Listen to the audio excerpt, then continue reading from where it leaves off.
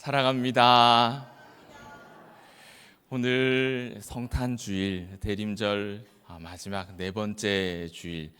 그러면 여기 화관에 불이 몇 개죠? 네 개. 첫 주보다 4배 밝아진 겁니다. 물리학적으로는 4배가 아니지만은 일단 계산하기 쉽게 4배 밝아진 건데, 자, 그러면 어떠세요? 여러분, 우리가 살아가는 믿음의 여정이 그 길이, 앞으로 가야 될 길이 4배 환하게 밝아져서 이제 어떻게 살아야 될지 잘 보이십니까? 아멘, 아멘 하신 분에게 복이 있을지어다. 예. 자, 한 가지 더. 그럼 이 어두웠던 우리 마음 속에 아기 예수님이 구유에 잘 누워 계신지 아니면 숨바꼭질하고 있는지, 속은 환하게 밝아지셨습니까? 이 아멘 소리가 더 커야 되는데 큰일 났네. 아멘, 아멘, 아멘. 속도 밝아지고 우리 믿음의 발 어디다가 내디뎌야 될지 그 길도 밝아지는 은혜가 있기를 축복합니다. 우리 봉독의 가족뿐만 아니라 우리 교회에, 또 여러분의 모든 기업에, 특별히 우리나라와 민족에 하나님께서 그 밝은 빛과 평화와 기쁨과 감사의 그 은혜를 이 나라 가운데 부어 주시기를 주의 이름으로 축복합니다. 자, 올해 우리는 성탄 계절에 이사야 말씀 가지고 이렇게 묵상을 하고 있죠. 포로가 될 백성에게 내가 메시아를 보내주겠다, 이 위로의 또 소망의 메시지를 계속해서 우리가 묵상하고 있습니다. 그것이 광야에 외치는 소리의 내용이었죠. 그 위로의 내용은 3가지였습니다. 그리고 지난주에 2가지를 살펴봤고 오늘은 마지막 한 가지인데, 지난주 복습을 할까요? 지난주에 봤던 2가지 그 광야에서 외쳐진 그 소리의 내용, 첫 번째는 풀과 같고 꽃과 같은 우리 인생의 허망함, 그 인생에 내가, 하나님이 어떻게 해요? 개입하겠다, 그 이야기를 하신 거예요. 너희 그냥 두면 풀과 같고 꽃과 같이 폈다가 시들어버리는 허망한 인생에 그냥 두지 않고, 포로로 살다가 그렇게 끝나는 인생이 되지 않도록 내가 그 인생에 개입하겠다. 이것이 첫 번째 소망과 위로의 메시지였어요. 2번째는 그런 허망한 인생이 그것과는 반대되는 영원한 능력을 가진 하나님의 말씀으로 인해서 영광의 때를 만나게 될 것이다. 그것이 2번째 메시지였습니다. 그리고 오늘은 3번째, 그 2번째 메시지의, 첫 번째, 2번째 메시지의 궁극적인 실현, 어떻게 나타나느냐, 3번째, 그것이 어떻게 나타나느냐, 그것을 너희가 보라, 이렇게 말씀하시는 거예요. 오늘 말씀은 하나님을 보라, 내가 너희에게 말한 그 위로와 소망의 메시지를 너희가 직접 보라, 그 말씀이 3번째 위로의 내용입니다. 자, 사진 하나 먼저 보고 가시겠습니다. 이 사진이요, 이 길로 계속 앞으로 가면 서울 나옵니다. 서울 나오는데 용인쯤이에요. 신갈 IC입니다.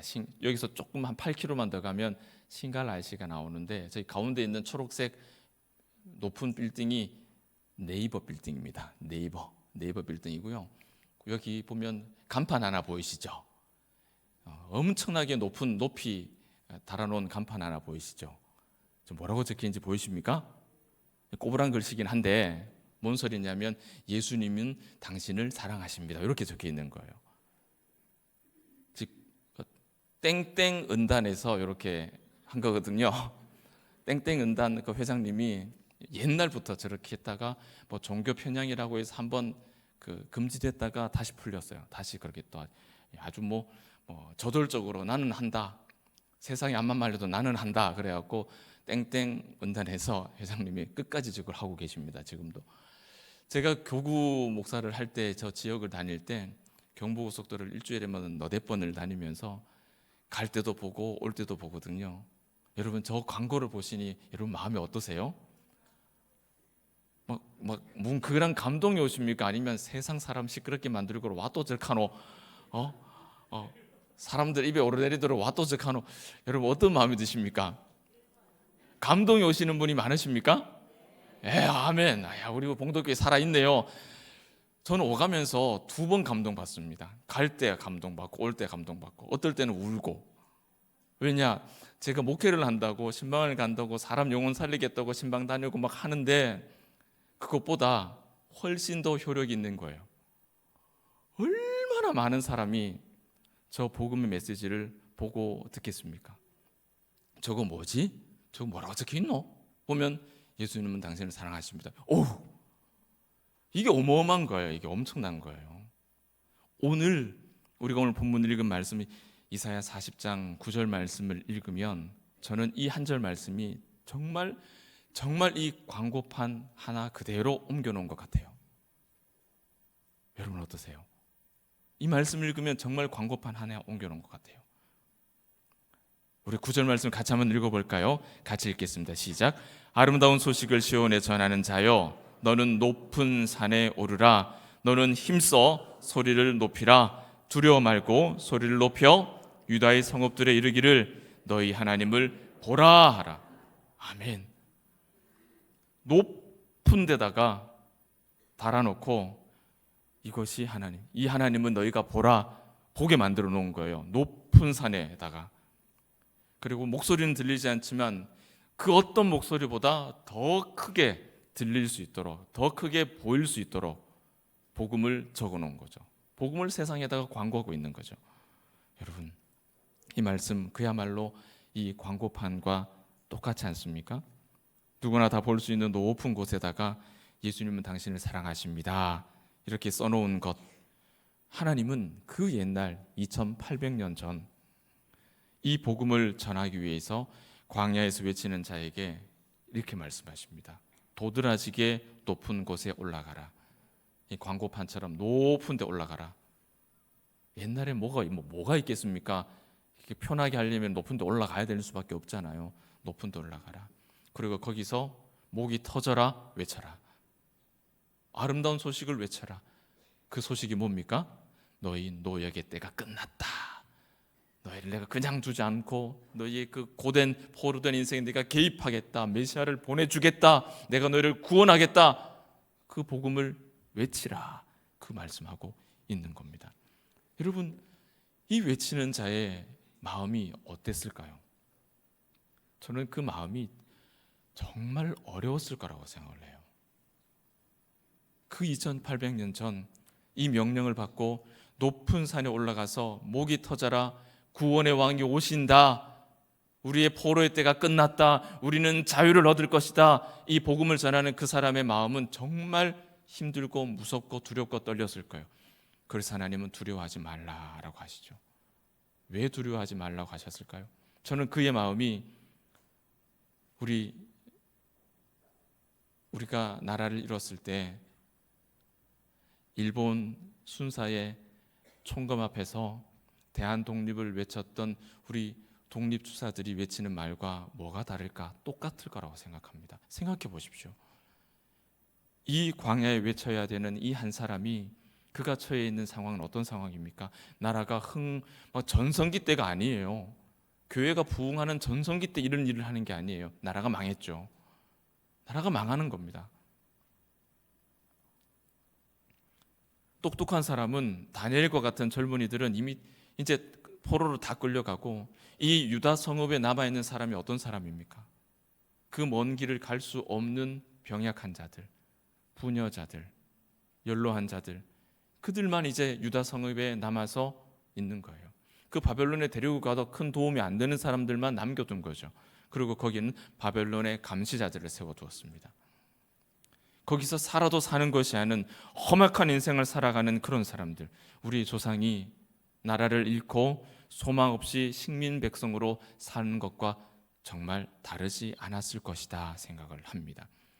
그런 상황에서 그런 소망 없이 살아가는 무너져 있는 백성을 향해서 이 소식을 외치는 겁니다. 그런 무너진 백성에게, 소망 없는 백성에게, 포로된 백성에게 이제 곧 자유가 찾아올 것이다. 그러나 그 소식을 어떻게 외칩니까? 밤에 몰래 살짝게 가서 암호, 안전하니까 문 열어두라는 암호 해가지고 있잖아요, 이제 곧 자유가 온답니다. 이렇게 이야기하는 게 아니고 어떻게 해요? 누구나 다 볼 수 있는 높은 산에 올라가서 목이 터져라, 땡꽐을 질러라. 무슨 얘기를? 어떻게 해요? 바벨론의 통치자들이 바라보는 그들 앞에서 이제 우리가 너희의 핍박으로부터 벗어나서 자유를 얻을 것이다. 대한독립 만세. 똑같죠? 똑같죠. 얼마나 두렵겠습니까? 그래서 하나님은 이 광야에 외치는 자의 소리, 외침을, 그 명령을 받은 자에게 너는 두려워하지 말아라 라고 말씀을 주십니다.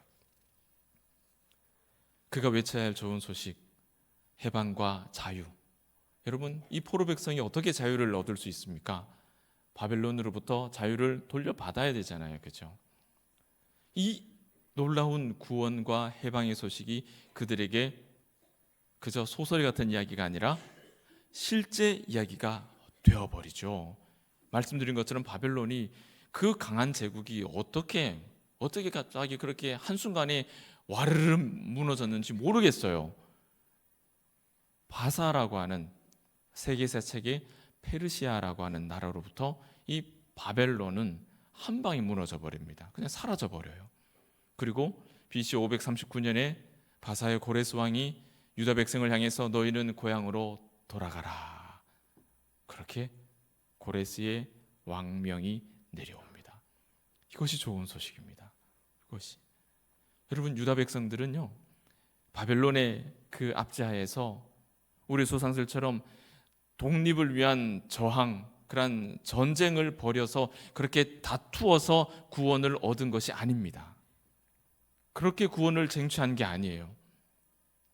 그들이 구원을, 해방을 얻은 것은 하나님께서 그들을 구원해 주셨기 때문에 얻은 거예요. 그들이 다투어서 얻은 게 아니에요.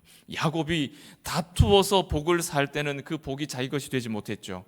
그러나 하나님과 다투어서 복을 얻을 때, 네 이름이 야곱이 아니라 이스라엘이다 할 때, 네가 여호와와 나와 다투어 이기는 그때부터 그에게 주어지는 것이 진짜 복이 된 것처럼 이 백성은 바벨론과 다투어서 자유를 얻은 것이 아니라 하나님으로부터 구원을 얻은 것이다. 더 놀라운 사실은 여러분, 이 구원이, 이 자유가 포로가 되기 전에 이미 예언이 됐다는 이야기입니다. 포로도 되기 전에 포로가 될 것을 예언하고 다시 자유가 주어질 것을 예언했다는 거예요. 그리고 그 예언이 이루어지는 겁니다. 어떻게 해요? 오늘 말씀에 왕을 보라.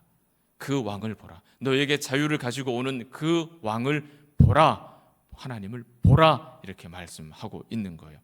여러분, 보라라는 이 말이 우리말로는 그냥 보라, 똑같은 말이죠. 보라, 이래 보나 저래 보나 들여다보나 뭐 대충 보나 보라는 말인데, 이제 외국어는 한 단어를 또 여러 가지로 사용하니까 이걸 보면은요, 그냥 보라가 아니고 옛날 영어를 그대로 써요. 이제 고체라고 하는데 behold라는 단어를 씁니다. 그러니까 그냥 보는 게 아니고 어떻게 보는 거냐면은 눈을 동그랗게 뜨고요, 아주 그냥 똑똑하게 하나도 안 놓치고 그냥 주목해서 보는 거예요. 정확하게 보는 거예요. 대충 이렇게 쓱 지나가면서 보는 게 아니에요. behold, 주목해서 똑똑하게 보라는 거예요. 누구를요? 너희에게 자유를 주기 위해서 오시는 그 왕이 누군지 너희가 똑똑하게 주목해서 보라. 이렇게 말씀하고 있다는 겁니다. 이것을 하나님의 현현이라고 부르죠. 하나님이 오늘날 자신을 나타내심, 이렇게 표현을 합니다. 사도 요한은 뭐라고 표현했냐면, 본래 하나님을 본 자가 있어요, 없어요? 없으되 아버지 품속에 있는 독생하신 하나님이 나타나신 것이다. 무엇을 이렇게 표현합니까? 이렇게 나타나신 걸 뭐라고 표현합니까? 성탄이라고 얘기하는 거예요. 그게 성탄이에요. 하나님을 볼 수가 없는데 볼 수 있는 하나님으로 우리에게 나타나신 것이 성탄인 겁니다. 현현하신, 우리에게 오늘날 나타나신 성자 하나님께서 포로된 우리에게 자유를 주신 거죠. 죄로 인해서 우리가 뒤집어 쓰고 있는 그 인간의 굴레는 여러분 쉽게 벗을 수 있는 게 아니에요. 옷 갈아입듯이 그냥 이렇게 쑥 벗을 수 있는 게 아니에요. 여러분, 회개라는 게 그렇게 쉬운 게 아니에요.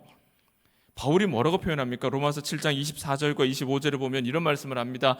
오호라, 나는 곤고한 사람이라. 그 다음에 뭐라고 나옵니까? 이 사망의 몸에서 누가 나를 건져낼 수 있겠느냐? 아무도 이 사망의 이 죄의 굴레로부터 나를 건져낼 자가 없다라는 이야기예요. 그런데 누가 그 일을 하십니까? 그 다음에 이어지는 말씀이 우리 주 예수 그리스도로 말미암아 하나님께 감사하리로다. 누가 그 일을 하세요? 우리 주 예수 그리스도. 우리 주 예수 그리스도만이 그 죄로 인해 뒤집어 쓴 이 굴레를 벗게 하실 수 있다라고 바울이 고백하죠. 네, 예수께서 성탄하심으로 이 문제를 해결해 주신 것입니다. 요한이 그 사실을 기록합니다. 요한복음 1장 14절에 이렇게 말씀합니다. 말씀이 육신이 되어 우리 가운데 거하심에 우리가 그 영광을 보니 아버지의 독생자의 영광이요 은혜와 진리가 충만하더라. 말씀이 육신이 되어 우리 가운데 거하심에, 이게 뭐예요? 두 글자로 줄이면 말씀이 육신이 되어서 우리 가운데 오셨다. 성탄이죠. 이게 성탄이죠. 그래서 우리가 볼 수 없는 하나님을 어떻게 돼요? 그 영광을 우리가 보니 볼 수 있게 된 거예요. 그랬더니 그걸 봤더니 이게 뭐라고요? 그 정체가 아버지의 독생자의 영광이요 은혜와 진리가 충만한 것이었다. 우리가 성탄에 기념하고 성탄에 묵상하고 성탄에 기억해야 할 것은 바로 이것입니다. 외치는 자의 소리가 우리에게 들려주는 그 내용, 자유와 평안과 기쁨과 감사, 그것이 우리가 성탄절에 놓치지 말아야 할 우리의 믿음의 영역들이에요. 그런 부분들을 우리가 정리하고 있어야 된다는 것이죠. 한 가지 더 재미있는 사실을 알려드리겠습니다. 예수님께서 어린 시절에 자라난 동네가 어디입니까? 나사렛이잖아요. 예수님이 나사렛 회당에 가서 첫 번째 말씀을 전하는 장면이 누가복음에 나옵니다. 누가복음 4장을 보면은 예수님이 첫 번째 말씀을 전하고 난 이후에 그 말씀을 들은 사람들의 반응을 한번 주목해서 한번 볼게요. 누가복음 4장 18절 이하를 함께 천천히 한번 읽어보겠습니다. 그 예수님의 말씀을 전한 이후에 그들의 반응을 한번 주목해 보세요. 같이 읽습니다. 시작. 주의 성령이 내게 임하셨으니 이는 가난한 자에게 복음을 전하게 하시려고 내게 기름을 부으시고 나를 보내사 포로된 자에게 자유를, 눈먼 자에게 다시 보게 함을 전파하며 눌린 자를 자유케 하고 주의 은혜의 해를 전파하게 하려 하심이라 하였더라. 책을 덮어 그 맡은 자에게 주고 앉으시니 회당에 있는 자들이 다 주목하여 보더라.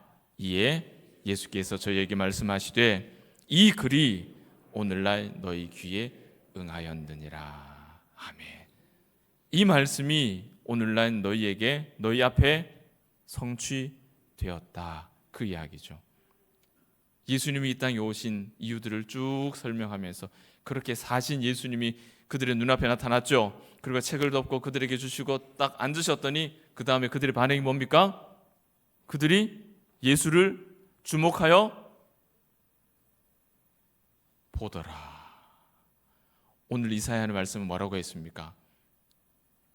이런 일들을, 자유를, 치유를, 회복을, 복음을 전하는 그 메시아가 오신다. 그를 보라라고 우리에게 말씀하셨는데 그 말씀 그대로가 오늘 누가복음 4장에서 나사렛 회당에서 고스란히 이루어졌고, 그 말씀을 전할 때 그들은 어떻게 했습니까? 보라 했던 그 예수를 그들이 주목하여 보았습니다. 이렇게 이루어지는 거예요. 사랑하는 여러분,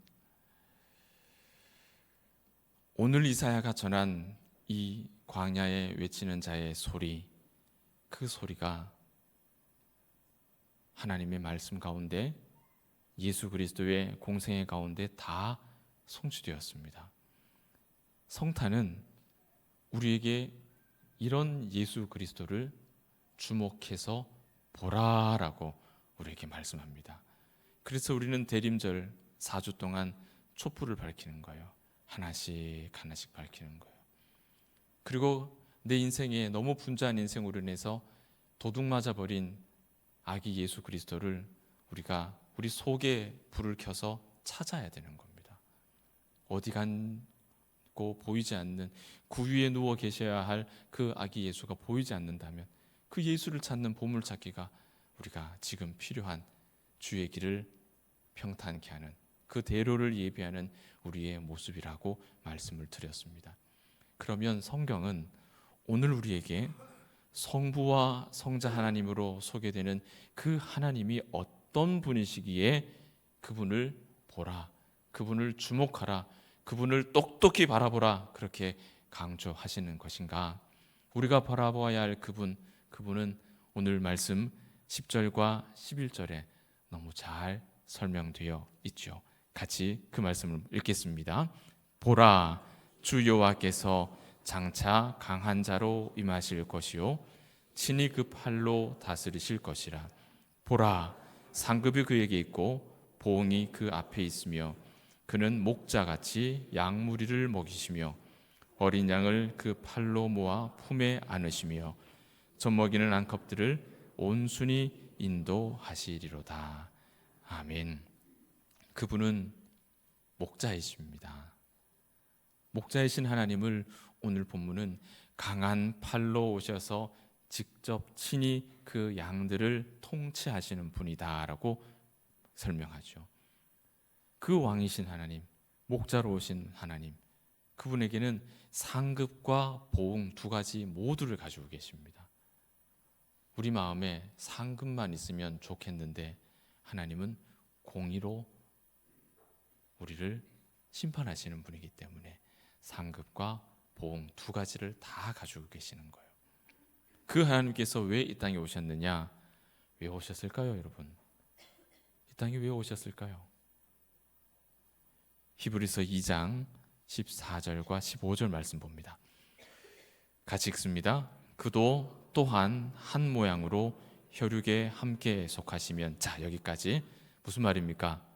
그가 또한 우리랑 똑같이 한 모양으로 혈육에 함께 속하였다. 쉽게 말하면 예수님이 우리랑 똑같이 사람의 몸으로 이 땅에 오신 것은 이런 말입니다. 자, 그 다음부터 같이 읽을게요. 사망으로 말미암아 사망의 세력을 잡은 자 곧 마귀를 없이 하시며, 이것이 이유입니다. 또 하나 뭡니까? 또 죽기를 무서워함으로 일생에 매여 종노릇하는 모든 자들을 놓아주려 하심이니. 그가 우리에게 이 땅에 우리와 같은 사람의 모습으로, 혈육에 속한 모습으로 오신 이유가 뭐라 합니까? 우리를 사로잡는 마귀를 없애고 또 뭡니까? 우리 100년 안팎의 그 인생에 이거 망할까봐 두려워서, 죽기가 이거 두려울까봐, 이거 죽을까봐 두려워서 그 100년 안짝의 그 인생에 매여가지고 종노릇하며 살아가는 그런 우리 인생을 놓아주시려고, 자유롭게 하시려고. 진리를 알지니 진리가 너희를 자유케 하리라. 우리를 자유롭게 하시려고. 복음은 강하지만 유연합니다. 말씀 전해드렸죠. 복음은 여러분 땡땡하지 않아요. 강하지만 유연합니다. 그래서 우리는 복음 안에서 얼마든지 자유로울 수 있는 거예요. 이 이유로 예수님은 이 땅에 성탄하셨습니다. 하나님이 이 땅에 오신 이유는 죽기를 무서워서 죄의 종노릇하는 우리 모두를 해방시켜 주시기 위해서, 이것이 성탄이에요. 이 자유 때문에, 이런 평안 때문에 세상의 모든 사람은 이 성탄을 기뻐해야 되고 즐거워해야 되는 것이죠. 그래서 우리는 성탄절에 뭐라고 인사합니까? 메리 크리스마스라고 인사하죠. 무슨 뜻입니까? 즐겁게 예수님을 예배합시다. 왜? 그분이 내가 이 인생 망할까봐, 실패할까봐 인생에 묶여서 종노릇하는 그런 인생 살고 있는 나를 자유롭게 해주셨으니까, 나를 사망의 법으로부터 그 마귀를 물리쳐 주셨으니까, 그것을 감사하기 위해서 성탄절 즐겁게 예수님을 예배합시다. 우리는 이렇게 인사하는 거예요. 너무나 합당한 인사죠. 그럼 예수를 모르는 사람은 똑같이 인사를 하는데 뜻도 모르고 가요. 그러나 분명한 것은 그들에게도 그 인사는 필요하죠. 예수를 모르는 사람도 그렇게 인사해야 되는 거 맞습니다. 그들이 단지 그리스도로 말미암아 구원 받은 백성이라는 사실을 모를 뿐이죠.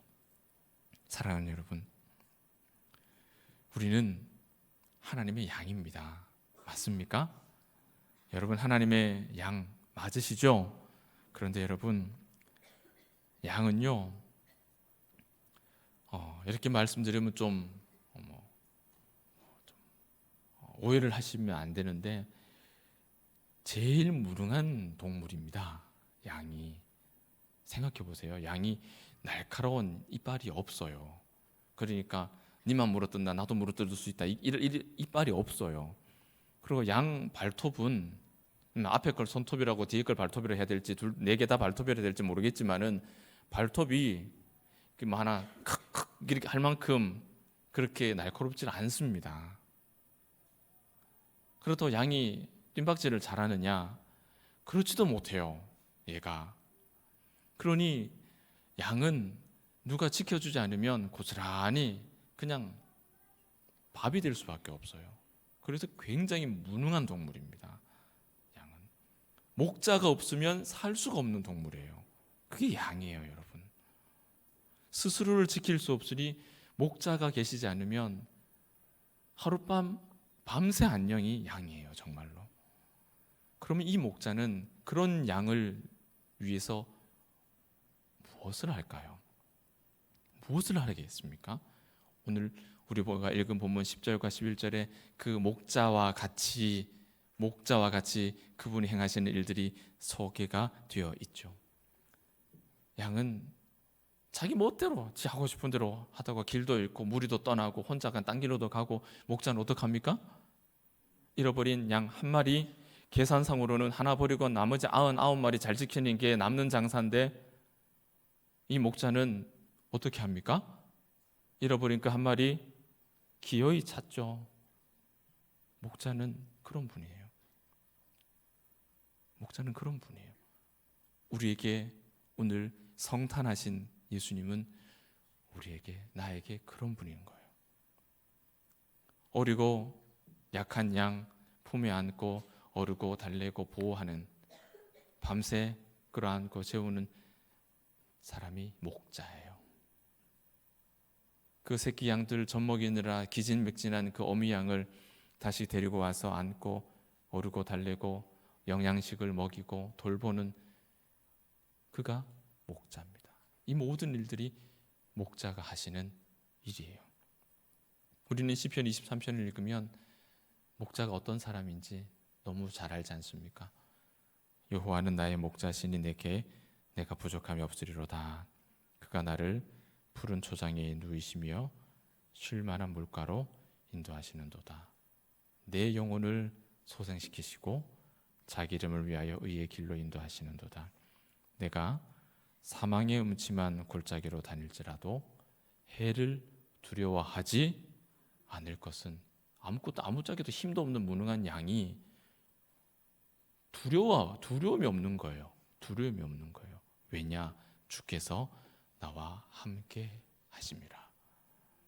오늘 우리 수요일 날 성탄 칸타타 준비하는 연합성가대, 그 주제가 이것이죠. 임마누엘, 주께서 우리와 함께 하신다. 성탄이, 그것이 성탄입니다. 주의 지팡이와 막대기가 나를 안위하시나이다.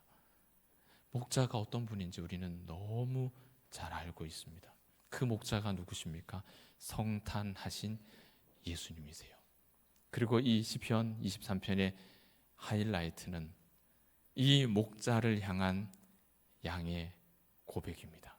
목자의 돌봄을 받는 그 연약한 양의 믿음의 고백, 사랑 고백이 23편의 마지막에 나오는 그런 백미죠. 어떻게 고백합니까?